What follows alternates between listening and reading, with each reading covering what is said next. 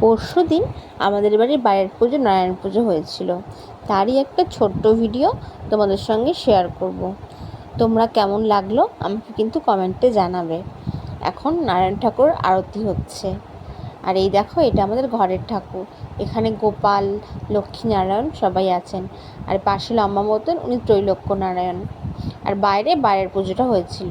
এই যে এখন নারায়ণ ঠাকুরকে দেখা যাচ্ছে, উনি আসনে বসে আছেন। ঠাকুর মশাই যাওয়ার সময় আবার নিয়ে যাবেন।